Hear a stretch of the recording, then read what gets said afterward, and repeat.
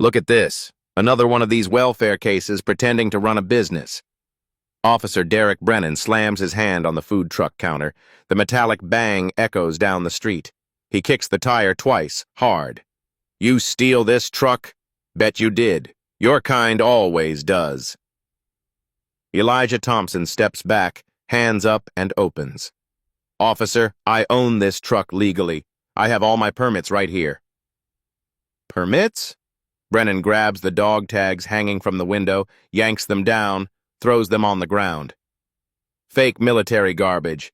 You buy this junk online to scam people? He spits near Elijah's foot. I've seen 100 rats like you. The morning crowd freezes. Phones rise, camera record. Elijah's voice stays quiet, almost a whisper. Sir, please, I'm just trying to work. Brennan smirks. Work? This is my street, and you're leaving, one way or another. Have you ever watched someone who served this country get treated like trash just for existing? 30 minutes earlier, the sky over Denver glows soft orange. The clock reads 6:47 a.m. Elijah Thompson unlocks his food truck, the keys jingling in the cool October air. He's 42 but moves like someone younger, shoulders straight, steps precise. The truck's name stretches across the side in bold letters, Valor Bites. Below it, smaller text reads, Veteran owned and operated. A faded Army insignia decorates the corner. Everything about the truck looks clean, cared for, loved. Inside, Elijah wipes down the grill. The metal gleams under the overhead lights. He arranges ingredients in neat rows, eggs, cheese, peppers, tortillas stacked in a warmer. His hands work fast, but never rushed. 18 years in the Army taught him that. Efficiency without chaos. He hums along to Marvin Gaye on the radio. What's going on fills the small space. Outside, the city wakes up slowly. A few joggers pass. A homeless man pushes a cart. Morning light catches the skyscraper windows, turning them gold. Elijah parks in his usual spot on 16th Street. It's a designated zone for veteran-owned small businesses. A green sign marks it clearly. His permit hangs in the truck window, laminated and official. Expiration date, March 2026. Everything is legal. Everything is correct. By 7, the first customers arrive. Sarah Carter, a defense attorney, orders the same thing every morning. Breakfast burrito, extra salsa, black coffee. She's white, mid-30s, always in a sharp suit. Morning, Elijah. How's business? She taps her card on the reader. Can't complain. God's been good. He hands her the burrito wrapped in foil, still warm. Are you going to the VA meeting this weekend? Sarah asks. Wouldn't miss it. We're talking about the homeless vet outreach program. She nods, takes her coffee. You're doing good work. Keep it up. Next in line is James Rodriguez, a construction worker. He's been coming here for 4 months. My man, give me 2 of everything. The crew's hungry today. Elijah laughs, starts cracking eggs. You got it, brother. An elderly Vietnamese woman, Mrs. Nguyen, shuffles up. She speaks broken English, points at the menu. Elijah knows what she wants. He always does. He hands her a vegetarian burrito and waves away her cash. On the house today, Mrs. Nguyen. She tries to protest, but he shakes his head gently. You remind me of my late wife. She'd want me to take care of you. Mrs. Nguyen's eyes water. She bows slightly, whispers thank you 3 times, and walks away clutching the warm foil package. A man in torn fatigues approaches. His name is Marcus. No last name, at least none he shares. He's homeless, a veteran from the Gulf War. His face is weathered, hands dirty, but his eyes still carry something sharp, something alert. Elijah. Marcus nods. Marcus, are you eating today? Not yet. Elijah pours coffee, black and strong, handed over with a breakfast sandwich. It's Thursday. You know what that means. Marcus manages a small smile. You spoil me, man. We take care of our own, you know that. Marcus takes the food, lingers a moment. You hear about Jenkins? They found him under the overpass, froze to death. Elijah's jaw tightens. He knew Jenkins, another vet, another brother lost. I'll make some calls, see if we can get more blankets out there before winter hits hard. You're a good man, Elijah. Just doing what's right. The morning rhythm continues. Orders come in steady. Elijah works the grill, calls out names, jokes with regulars. The truck smells like bacon, coffee, and fresh tortillas. The radio switches to Al Green. People hum along without realizing it. Everything feels normal. Everything feels safe. Elijah glances at a photo taped to the wall. His late wife, Angela. She died 3 years ago. Cancer took her fast. This truck was her dream, her recipes, her love language. He built it to honor her. Every burrito, every smile, every free meal to a struggling vet, it's all for her. He wipes his hands on his apron, checks the clock. 7:13 a.m. Another good morning in a string of good mornings. Another day of purpose. Another day of serving his community the way he served his country. Then he hears it. The sound every black man in America knows. The sound that changes everything. Sirens. Close. Getting closer. The patrol car's lights paint the street red and blue. No siren, just the lights spinning in silence. That's worse somehow. Sirens mean emergency. Silence means intention. Officer Derek Brennan steps out first. He's 38, built thick, with a buzz cut going gray at the temples. His uniform stretches tight across his chest. He adjusts his belt, hand resting near his weapon. Not on it, just near it. A message without words. His partner follows. Officer Kyle Hayes, younger by a decade, thinner, nervous eyes that dart to the growing crowd. Hayes has been on the force 3 years. He's seen Brennan work before. He knows what's coming. Brennan walks straight to the truck, doesn't look at the permit in the window, doesn't check the veteran parking sign, just walks up like he owns the concrete beneath his boots. Morning. Elijah's voice is even, respectful. He's been here before. Not this exact moment, but moments like it. 18 years in combat zones taught him how to read danger. This man is dangerous. Brennan doesn't respond. He circles the truck slowly, boots scraping pavement.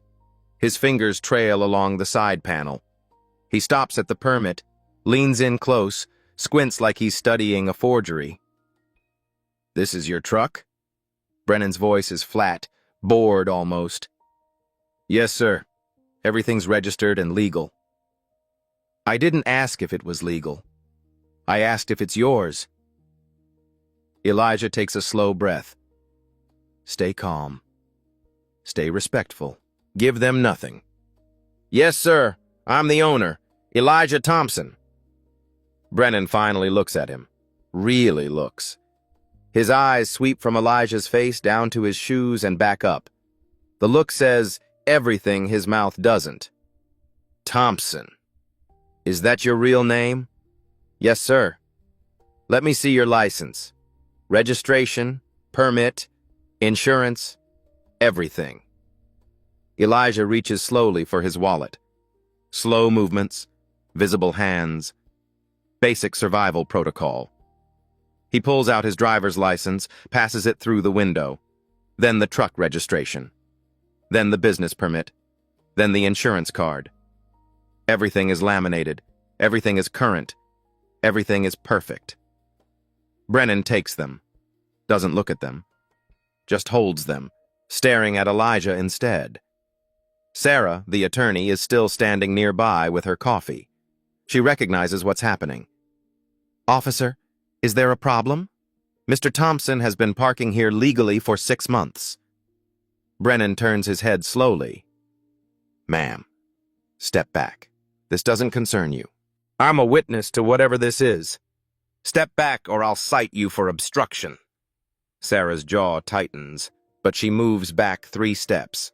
Her phone is already out, recording. She's not the only one. At least a dozen people have their cameras up now. Brennan turns back to the documents. He studies them for a long time. Too long. 2 minutes become 5. 5 becomes 10. Customers waiting in line start shifting their weight, checking watches. Elijah's food is getting cold on the grill. These look photocopied to me. Brennan holds the permit up to the light. Sir, that's an original document from the city. It has the official seal. Are you telling me how to do my job? No, sir. Just explaining. I can see what it is. Brennan pulls out his radio. Dispatch, this is Unit 47. I need a records check on a business permit. Also run a background on Elijah Thompson. The radio crackles. A bored female voice responds. Copy that, 47. Stand by. Hayes shifts his weight behind Brennan. He looks uncomfortable. His eyes keep flicking to the crowd, to the phones, back to his partner. He opens his mouth once, closes it, says nothing. Elijah stands perfectly still. His hands rest on the counter, visible, relaxed. But inside, his heart pounds. His therapist's voice echoes in his head. Breathe. Count. Don't let them trigger you. The radio crackles again. Unit 47, records show business permit valid, current through March 2026. Driver's license active, no warrants, no priors. Vehicle registration current. Brennan's jaw works side to side. He clips the radio back to his belt, but he doesn't return the documents. Doesn't matter what the computer says. I'm looking at this with my own eyes, and something's not right. Officer, I don't understand. Everything checks out. Elijah keeps his voice level, almost gentle. You understand just fine. This street's been having problems. Illegal vendors, health code violations, suspicious activity. I'm not illegal. I have every permit the city requires. Brennan steps closer to the window, close enough that Elijah can smell coffee and cigarettes on his breath. Are you arguing with me? No, sir. I'm just trying to understand what the issue is. The issue is, I say there's an issue. That's how this works. Brennan finally hands back the documents, but his fingers linger, making Elijah pull them from his grip. Hayes clears his throat. Derek, maybe you should secure the perimeter. Keep these people back. Hayes hesitates, then moves toward the crowd. Folks, please step back. Give the officer room to work. No one moves. Sarah's phone is still recording. A young black man in a hoodie has his camera up too. An older white woman with a dog stands frozen, watching. Brennan circles the truck again. This time he's looking for something. Anything. His eyes scan every inch of the exterior. He stops at the wheels, crouches down, inspects the tires, stands up, checks the license plate, walks to the back, tries the door. It's locked. Open up the back. He's not asking. Sir, may I ask why? Health inspection. You're not a health inspector. Brennan's face hardens. I have authority to investigate potential health code violations. Open it. Now. Elijah's hands want to shake. He still forces them. Angela's voice whispers in his memory. Choose your battles, baby. Come home to me. But Angela's gone now. There's no home to go back to. Just this truck, just this street, just this moment. Officer, I'm happy to comply, but I'd like to understand the specific concern. Is there a complaint filed against me? The specific concern is I smell something suspicious coming from your truck. Suspicious? It's breakfast food. Eggs, bacon, tortillas. Don't tell me what I'm smelling. Open the truck or I'll open it myself. The crowd murmurs. Someone says, This is wrong. Another voice adds, He's not doing anything illegal. Brennan whips around. Anyone else want to chime in? Because I got all day and plenty of citation books in my car. Silence. But the phones stay up. The cameras keep recording. Elijah unlocks the back door. His keys jingle in his hand. The sound seems too loud in the heavy quiet. Officer, everything inside is food grade, inspected, and certified. I passed my health inspection 2 months ago. The certificate is posted inside. Brennan pushes past him into the truck. His boots track dirt across the clean floor Elijah mopped an hour ago. He starts opening containers, lifting lids, moving things around, not searching, disturbing, making a mess because he can. Hayes stands at the door, watching. His face says he wants to be anywhere else. His body language says he won't do anything about it. Elijah stands outside his own truck, hands at his sides, watching a stranger tear through his late wife's dream. His jaw aches from clenching. His breathing comes shallow and fast. He forces it to slow. Count, breathe, don't react. Don't give him a reason. Brennan emerges 5 minutes later. His hands are empty. He found nothing because there's nothing to find. But his eyes are harder now, colder. A man who doesn't like being wrong. You got a smart mouth, Thompson. Real smart. He steps close again, invading space, testing boundaries. I'm going to figure out what you're hiding here, and when I do, that permit won't mean a damn thing. I'm not hiding anything, sir. I'm just trying to make a living. A living. Brennan laughs, sharp and ugly. That's rich. Tell me, where'd you really get the money for this truck? Family? Friends? Or something else? The implication hangs poisonous in the air. Elijah's voice stays quiet, controlled. I saved for 3 years, used my military pension and savings, built this truck with my own hands to honor my late wife. Late wife, military pension. Military, you got an answer for everything, don't you? Just the truth, sir. Brennan stares at him for a long beat. Then he turns to Hayes. Call for backup. I want another unit here. Something's not right about this whole setup. Hayes pulls out his radio, reluctant. Unit 47 requesting backup at 16th and Blake. The dispatcher confirms. Another car is en route. And just like that, a normal morning becomes something else entirely.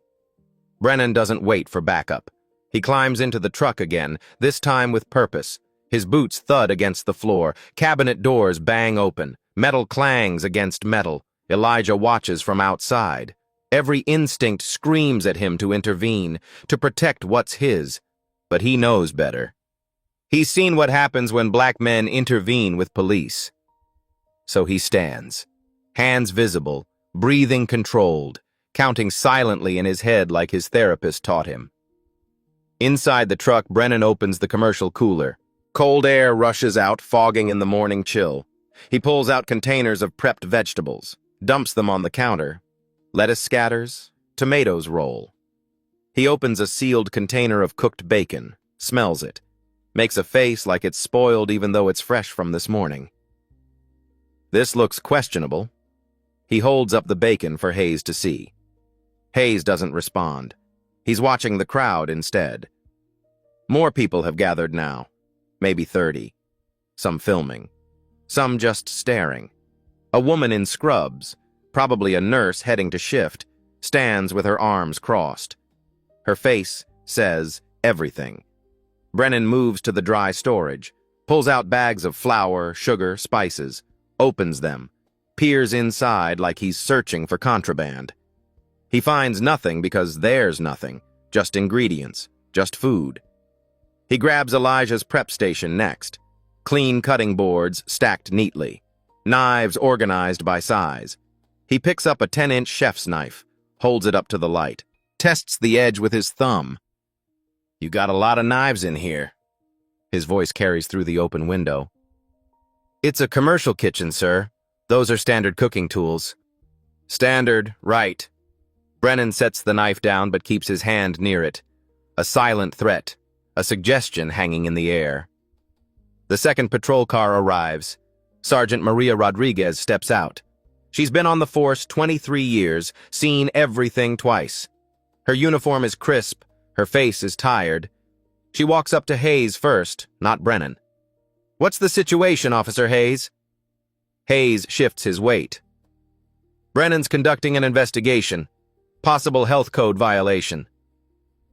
Rodriguez looks at the truck, at the permit clearly displayed, at the veteran parking sign, at the crowd filming everything. Her eyes narrow. Health code? Since when do patrol officers handle health inspections? Hayes says nothing. He doesn't have to. They both know. Rodriguez walks to the truck, stops at the window. Sir, I'm Sergeant Rodriguez. May I ask your name? Elijah Thompson, ma'am. I own this truck. Mr. Thompson, what's going on here? Before Elijah can answer, Brennan emerges from the truck. His face is flushed. Sweat beads his forehead despite the cool morning. He's been searching for 15 minutes and found nothing. That makes him dangerous. Sarge, this individual was parked illegally, refused to provide documentation, got hostile when questioned. Sarah, the attorney, steps forward immediately. That's a lie. I watched the whole thing. He provided every document requested. He's been nothing but respectful. Ma'am, I told you to step back. Brennan's voice rises. I'm an attorney and a witness. I'm not stepping anywhere. Sarah holds up her phone, still recording. Rodriguez raises a hand. Everyone calm down. Hayes, what did you observe? Hayes looks between Brennan and Rodriguez. His mouth opens, closes, opens again. The parking appears legal, Sarge. Documentation was provided. I didn't observe any hostility. Brennan's head snaps toward his partner. What? I'm just stating what I saw. Hayes won't meet his eyes. Rodriguez nods slowly. Mr. Thompson, do you consent to a search of your vehicle? Elijah knows this game, knows his rights. Ma'am, with respect, I'd like to know what probable cause exists for a search. Smart man. Rodriguez almost smiles. Brennan, what's your probable cause? I smell marijuana coming from the vehicle. Elijah's stomach drops. It's a lie. A blatant, provable lie. He doesn't smoke anything, never has. But it's a magic phrase. 4 words that open doors, literal and legal. Officer, that's false. I don't use any drugs, never have. You can test me right now. Oh, we will. Brennan pulls out his radio again. Dispatch, I need a K-9 unit at 16th and Blake. Possible drug activity. The crowd erupts. Voices overlap. This is harassment. He didn't do anything. Someone call the news. Rodriguez holds up both hands. Everyone is quiet. Brennan, stand down for a second. Let me handle this. But Brennan doesn't stand down. He reaches into the truck and grabs the chef's knife again, holds it up high where everyone can see. Concealed weapon, right here in plain view. That's a cooking knife, someone shouts from the crowd. It's a blade longer than 5 inches. That's illegal concealment in a commercial vehicle. Rodriguez closes her eyes briefly. When she opens them, her voice is sharp. Brennan, that's not how the statute works, and you know it. But Brennan isn't listening anymore. He's locked on to something.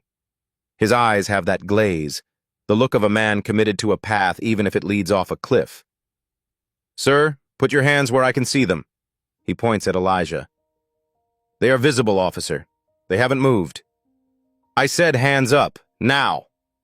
Elijah raises his hands slowly, palms open. His Purple Heart keychain dangles from his finger. The small metal heart catches sunlight, flashes. Brennan sees it. His lip curls. What's that? Some kind of gang sign jewelry? It's my Purple Heart keychain, sir, from my military service. Sure it is. Turn around, face the truck, hands on the vehicle. Rodriguez steps forward. Derek, this is... He's got a weapon and he's refusing lawful orders. I'm detaining him for officer safety. He's complying with everything you've asked. Sarah's voice cuts through, lawyer sharp now. Last warning, ma'am. Back up or you're under arrest for obstruction. Elijah turns slowly, places his palms flat against his truck. The metal is cool under his skin. His own truck. His late wife's dream. Now a cage. Brennan kicks his feet apart, wider than necessary, pats him down roughly, hands aggressive, searching. He finds nothing. Wallet, keys, phone. That's it. The phone rings. The ringtone cuts through the tension. A simple buzzing vibration. Brennan pulls it from Elijah's pocket, looks at the screen. DOD, Pentagon Liaison. The crowd goes quiet. Even Brennan pauses. The name glows on the screen. Official, impossible to misread. Then he makes his choice. He declines the call, tosses the phone onto the truck counter like it's garbage. Probably a scammer. They always try to sound official. Elijah's voice is soft, careful. Sir, that's really my work contact. They'll call back. It's important. Nothing about you is important. Brennan pulls out handcuffs. The metal jingles. You're under arrest for obstruction, possession of a concealed weapon, and operating without proper permits. All his permits are valid, Sarah yells. Rodriguez steps in again. Derek, I'm ordering you to stand down. There's no probable cause for arrest here. I have plenty of cause. I witnessed the whole thing. So did I. And so did 30 people with cameras. Rodriguez's voice drops low, dangerous. Think about what you're doing. But Brennan isn't thinking. Or maybe he is, and this is exactly what he wants. He yanks Elijah's right arm down, twists it behind his back. The cuff clicks shut. Too tight. Metal bites into skin. Elijah winces but doesn't cry out. Doesn't resist. Goes limp and compliant because that's how you survive this. Hayes taught him that in a veterans' rights workshop 6 months ago. Different officers. Same advice. If they're arresting you wrong, let them. Fight it in court, not on the street. The second cuff clicks. Both hands behind his back now. Brennan pushes him toward the ground. On your knees. Elijah drops slowly, carefully. Knees hit concrete. The impact jolts through his legs. Old injuries from Iraq flare hot. He breathes through it. Face down. He lowers himself forward. Cheek presses against the sidewalk. Grit and dirt against his skin. He can see discarded cigarette butts, a flattened soda can, someone's lost earring. The view from the bottom. Brennan puts a knee in his back. Not enough weight to injure. Just enough to humiliate. To remind everyone watching who has power here. Hayes finally speaks up. Derek, this is too much. He's compliant. You don't need... Shut up, Hayes. Call it in. Hayes hesitates. His hand hovers over his radio. His eyes meet Rodriguez's. She nods once, sharp. Do it. Document everything. Dispatch Unit 47. 1 in custody. Male, approximately 40, resisting arrest. Weapon recovered. I didn't resist. Elijah's voice is muffled against concrete, but clear enough. I'm a veteran. I'm complying fully. This is unlawful. Brennan leans more weight on his back. Yeah, and I'm a 5-star general. Save it for booking. The phone rings again. Same ringtone. Same caller ID lighting up the screen on the truck counter. DOD, Pentagon Liaison, second attempt. Brennan glances at it, looks away. Persistent scammers. Rodriguez walks over, picks up the phone, stares at the screen. Her face changes. Derek, you need to see this. I'm busy. Look at this screen, now. Brennan doesn't move. He's committed now. Can't back down in front of the crowd. Can't admit mistake. So he doubles down. Doesn't matter who's calling. This individual broke the law. He's under arrest. End of story.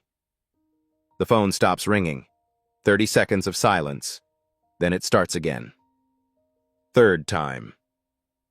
DOD, Pentagon Liaison, third attempt, urgent. Rodriguez answers it, puts it on speaker. Her hand shakes slightly. A woman's voice fills the morning air. Cold, authoritative, military-grade command in every syllable. Denver Police Department? This is Colonel Patricia Morrison, Pentagon, Department of Defense. I need to speak with Lieutenant Colonel Elijah Thompson immediately. This is a matter of national security. Authentication code, Tango 79er Victor Alpha 2. The street goes silent. No one moves. Even the traffic seems to stop. Rodriguez looks down at Elijah, face down on the concrete in handcuffs. Back to the phone.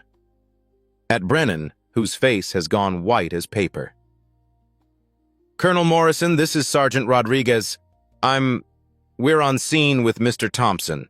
There's a situation here. What kind of situation requires my consultant to be unavailable during a national security matter, Sergeant? Your consultant? Lieutenant Colonel Thompson is a senior advisor to the Joint Chiefs. He's scheduled for a classified briefing in 14 hours. Why isn't he answering his phone? Time stops. The moment freezes like a photograph. Brennan's knee presses into Elijah's back. His hand grips the handcuff chain, but his face transforms. Blood drains from his cheeks, red to pink to white to ash gray. His mouth opens, closes. No sound. Rodriguez's voice shakes. Colonel Morrison, can you verify your identity? Sergeant, I don't have time for games. Put Thompson on immediately. Ma'am, he's currently detained. Silence. The kind that precedes explosions. Detained? The colonel's voice drops below freezing. You detained a senior Pentagon consultant? On what grounds? Rodriguez looks at Brennan. He's frozen. She looks at Hayes. He won't meet her eyes. 30 phones record everything. Ma'am, hold while I assess this. 60 seconds, Sergeant. Then I will call your chief. After that, the FBI. Rodriguez mutes the phone, turns to Brennan. Her voice trembles with fury. Get him up, now! Brennan can't move. His hands shake. The swagger from minutes ago has vanished. He looks like a man watching his life collapse. Derek, remove those handcuffs, now! Hayes moves first. He kneels, unlocks the cuffs. Metal clicks open. Elijah's wrists show red marks where steel bit skin. Hayes helps him stand. Sir, I'm sorry. Elijah stops him with a look. Not angry, just tired. He brushes dirt from his shirt, tests his shoulders. His knees ache. His wrists throb, but he's whole. Rodriguez hands him the phone. Sir, the colonel is waiting. Elijah takes it. His hand is steady now, no trembling. He's not the man on the ground anymore. That was a mask. This is real. Colonel Morrison, Thompson here. His voice changes, deeper. Command authority that wasn't there before. Elijah, what is happening in Denver? Minor misunderstanding, ma'am. Local officers mistook me for someone else. Your TSSCI cleared. You advised the Joint Chiefs. How do you get mistaken?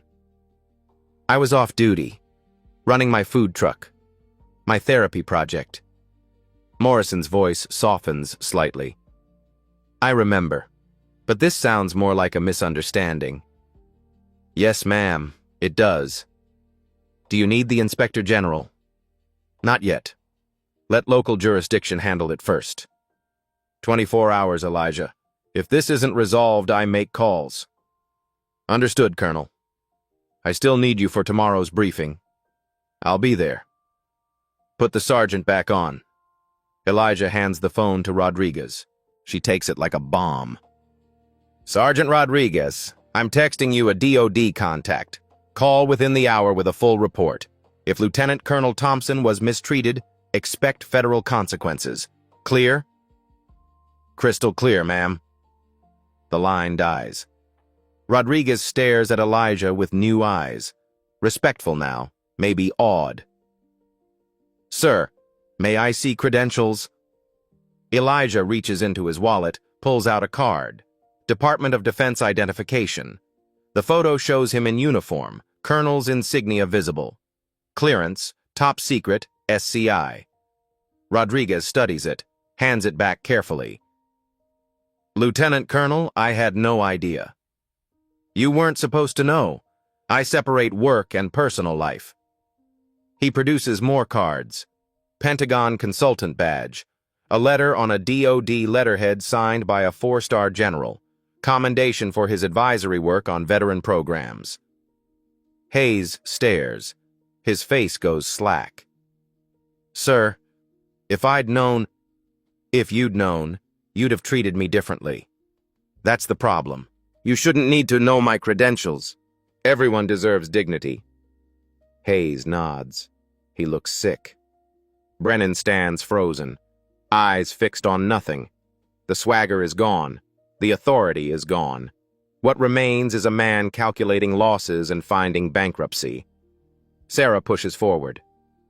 Lieutenant Colonel Thompson, I'm Sarah Carter, attorney. I witnessed everything. I have a video. Thank you, Ms. Carter. I'll represent you, pro bono if needed. Let's see how this plays out first. Other voices join, the nurse, the construction worker, the young man, all offering testimony, all offering videos. Marcus, the homeless vet, stands at the edge. His eyes are wet. Rodriguez dials her phone. Chief Diaz, Rodriguez here. You need to come to 16th Street immediately. Pause. Sir, we just detained a Pentagon consultant, a decorated veteran. It's all on camera. Another pause. Her face tightens. Multiple witnesses, multiple videos. The Pentagon is already involved. She looks at Brennan. I'm recommending immediate suspension. Brennan's voice comes out hoarse. Sarge, I didn't know. How could I know? He didn't identify himself. You found nothing illegal, nothing wrong. You escalated anyway. Rodriguez's voice is ice. You risked us all because you couldn't let it go. He looked suspicious. He looked black. That's not suspicious. Truth spoken plain. No euphemism.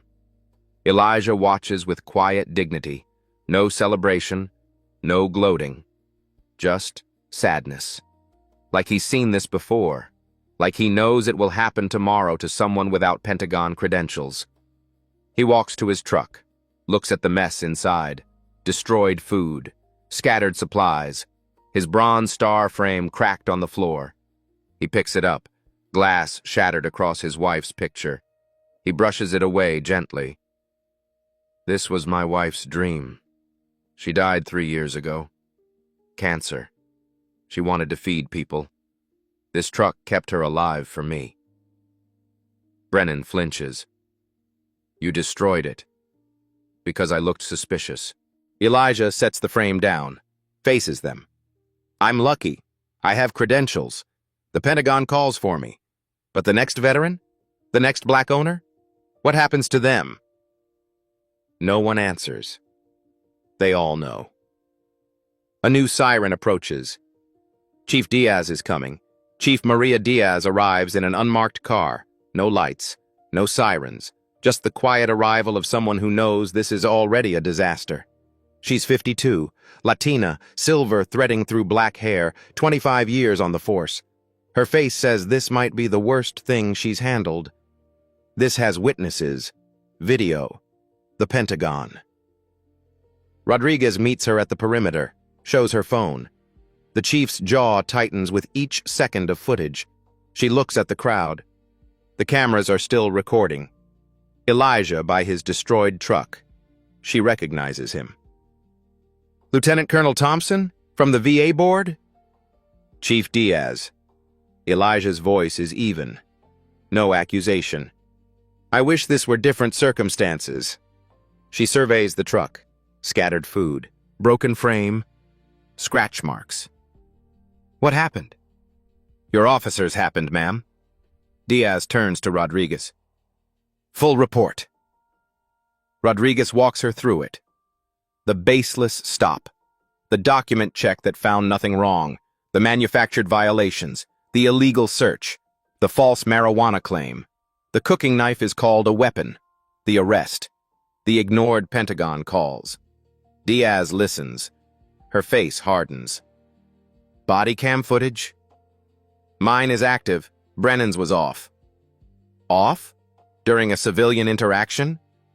Diaz's voice could cut steel. That's a policy violation. She walks to Brennan. He sits on the curb, head in hands.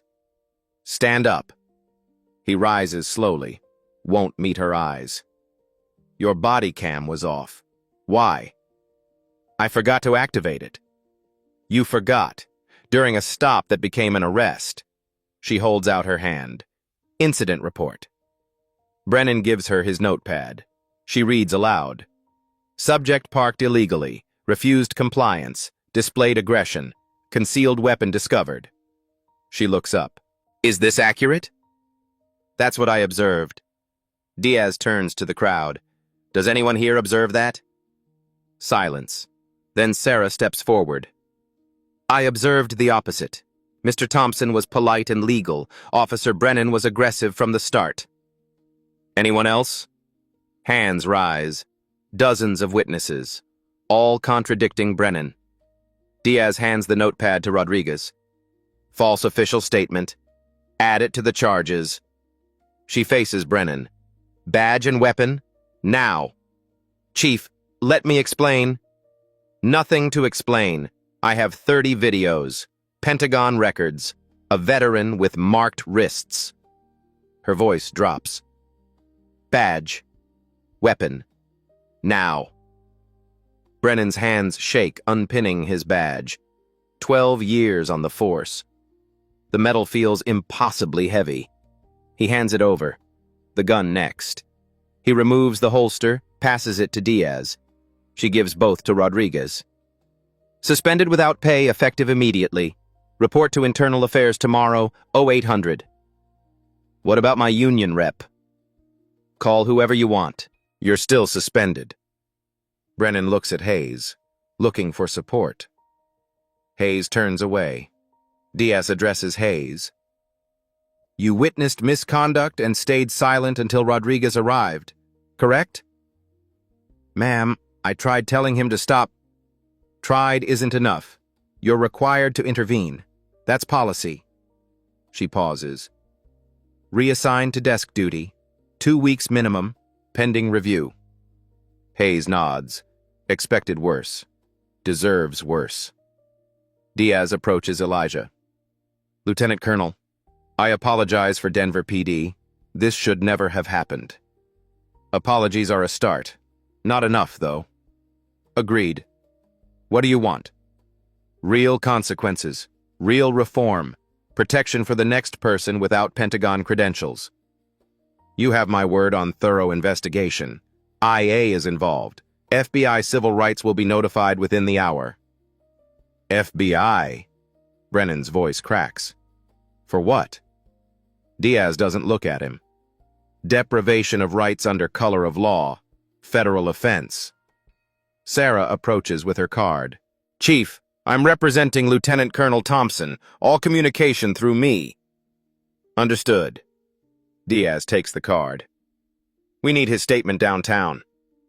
After medical attention for his injuries, and after we document property damage. Fair. Diaz signals Rodriguez. Photograph everything.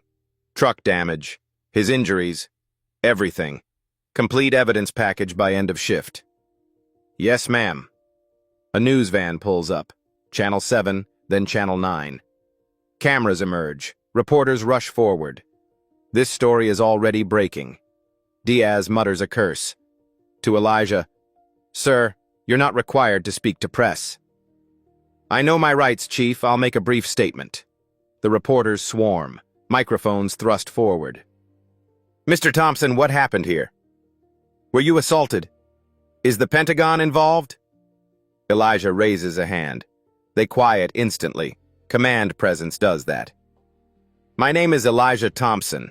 I'm a retired Army Lieutenant Colonel and Pentagon consultant. This morning, while legally operating my veteran-owned food truck, I was detained without cause, searched illegally, and arrested on false charges.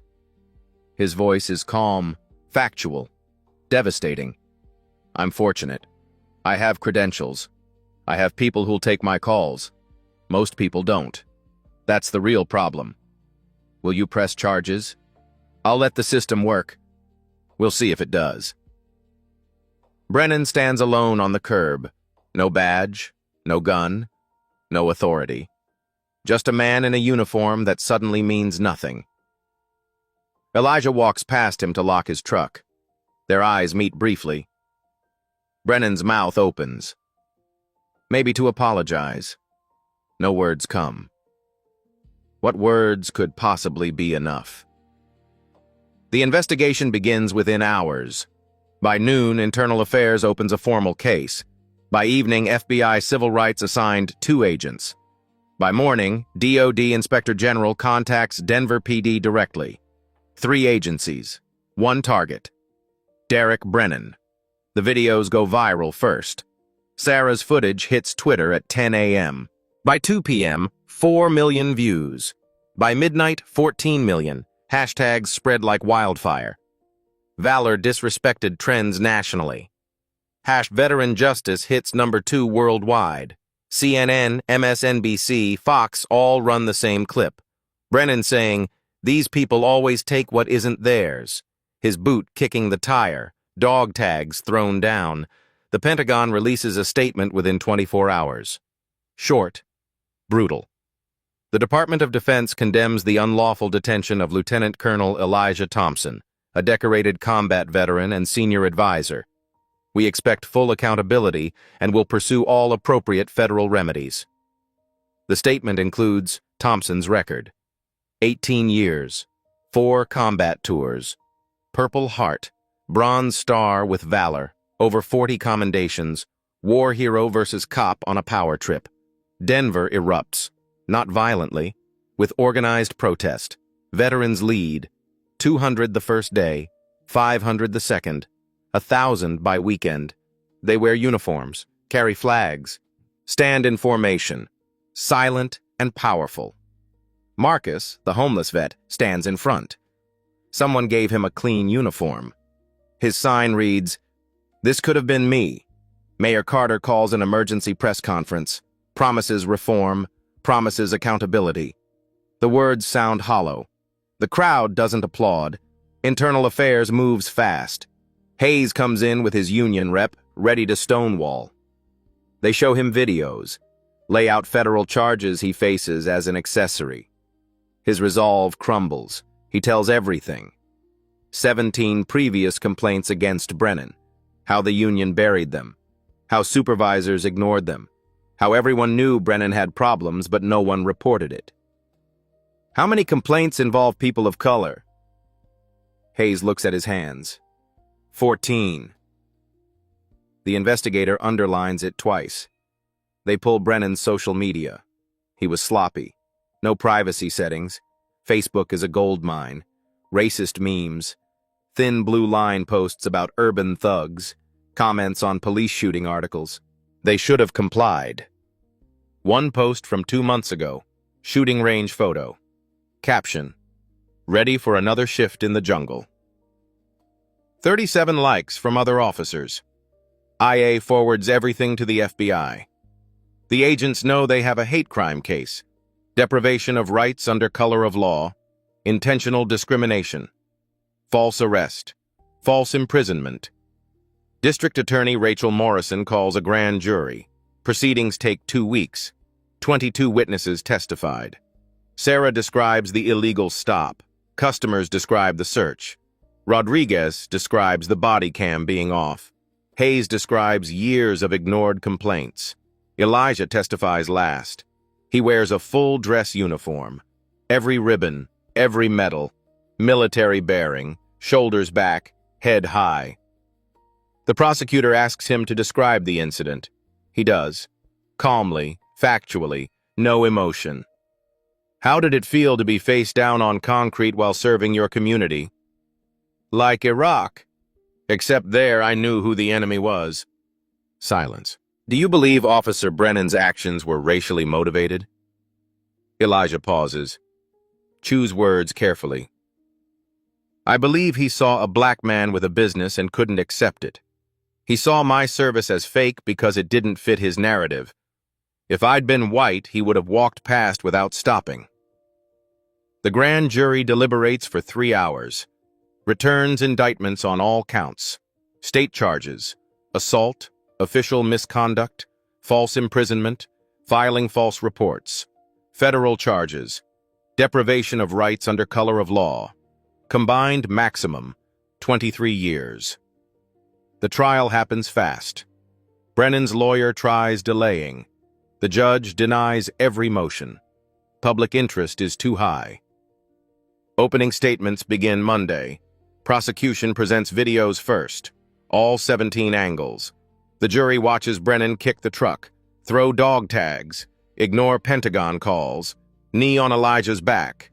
2 jurors cry. 3 look away.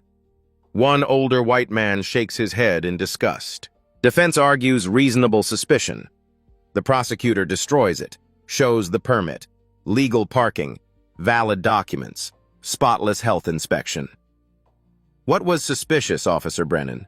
The food truck, the veteran designation, or Lieutenant Colonel Thompson's skin color?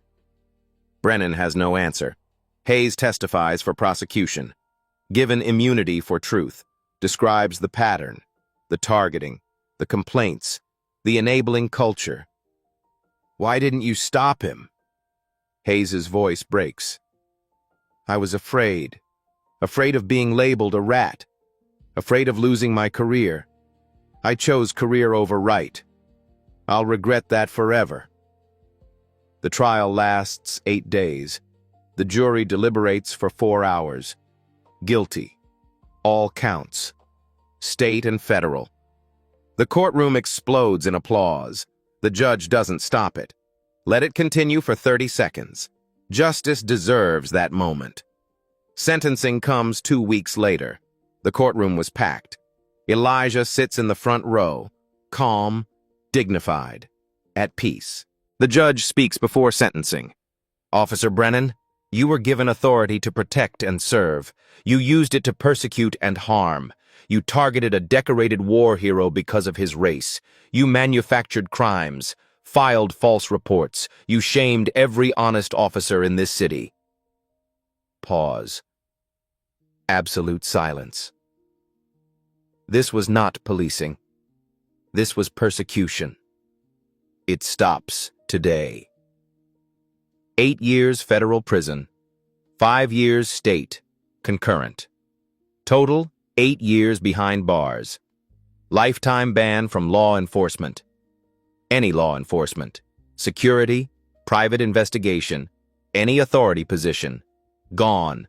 50,000 restitution to Elijah. 100,000 fine to the Victim Assistance Fund. Pension forfeited. 12 years of work. Gone. Brennan's face crumbles.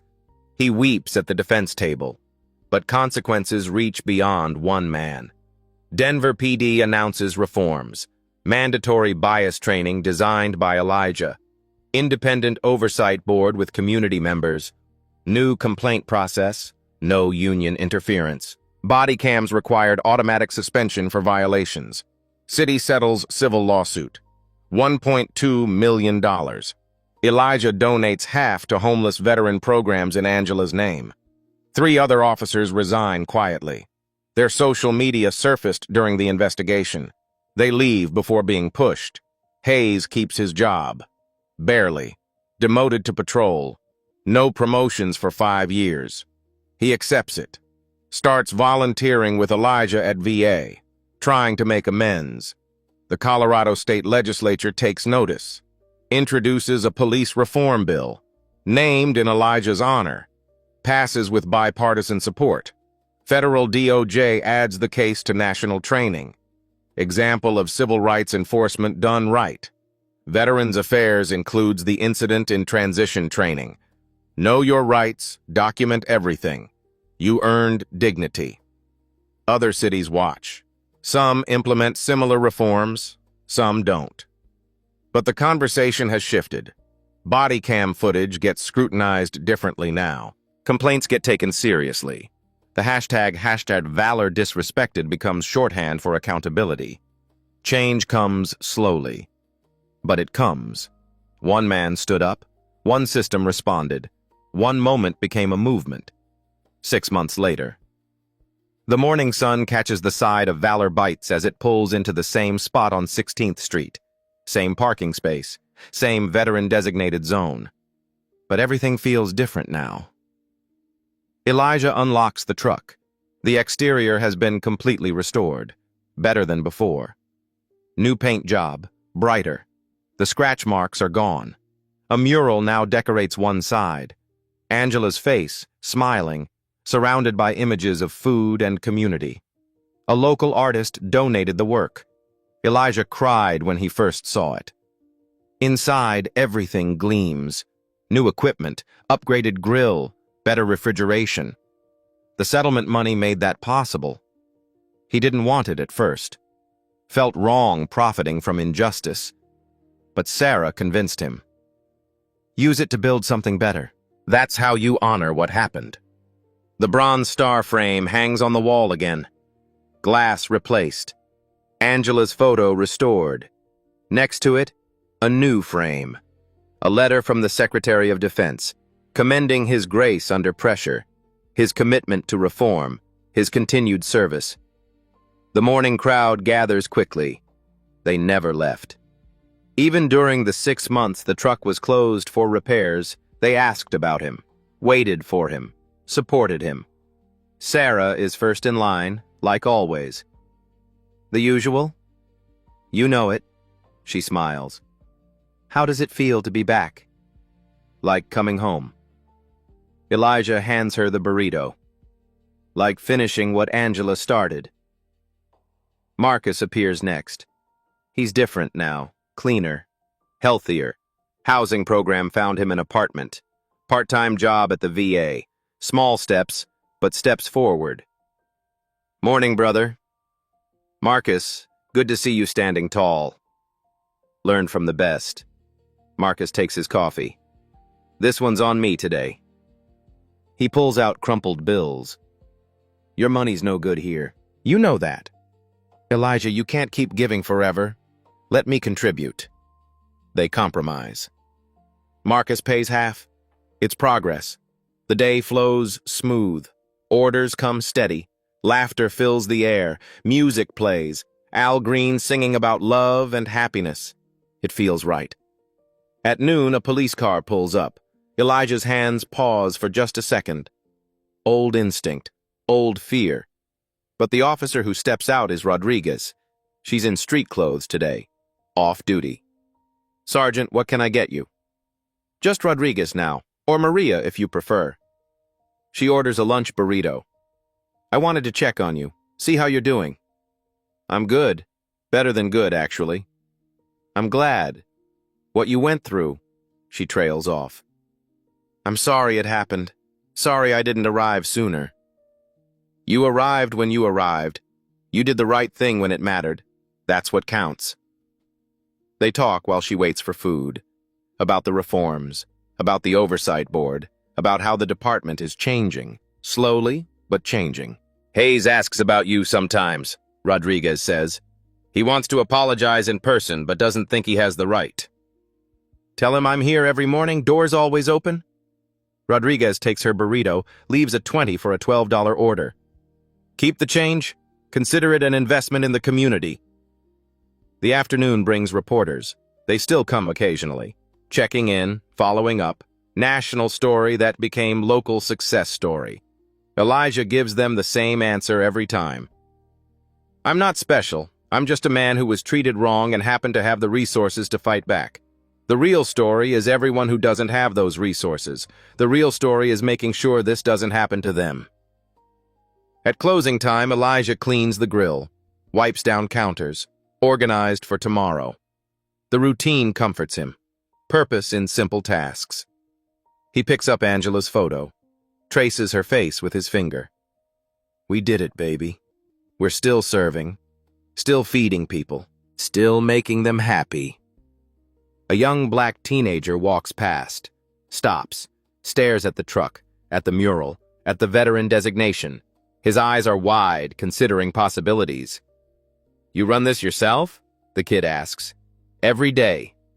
That's cool. It's really cool. The kid hesitates. You think someone like me could do something like this someday? Elijah steps to the window, looks the kid in the eye.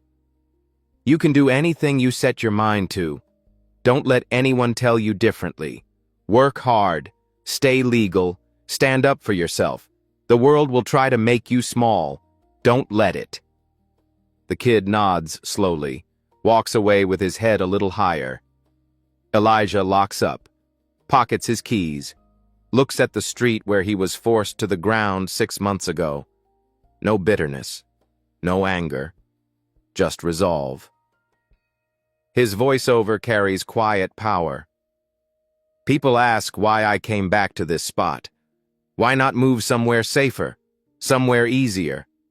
But that would be letting them win. That would be accepting that I don't belong here. This is my street, my community, my purpose. Justice isn't revenge. Justice is making sure it doesn't happen again. It's a reform. It's accountability. It's teaching the next generation they deserve dignity, no matter what they look like or where they come from. Officer Brennan is in prison, 8 years. Some say that's too much. Some say it's not enough. I say it's what the law decided. I trust the system when the system works. My job is making sure it keeps working. I was lucky. I had credentials, Pentagon connections, resources. But what about everyone else? That's the question we have to keep asking. That's the work that's never finished. Closing question appears on screen. Have you or someone you know faced discrimination from those in power? What would you have done in Elijah's position? Drop your thoughts in the comments. Let's have a real conversation about accountability and change. If this story moved you, share it. Someone needs to hear it. Someone needs to know they're not alone. Someone needs to believe justice is possible. Subscribe for more stories where dignity wins, where truth matters, where courage changes systems. Final provocative question. Officer Brennan had 17 complaints before this incident. All dismissed. All buried. How many others are still out there, protected by systems that value loyalty over justice? And more importantly, what are we going to do about it? The screen fades to Elijah serving a customer. Both laughing. Both humans. Both worthy of respect. Simple text appears. Valor Bites, still serving. End.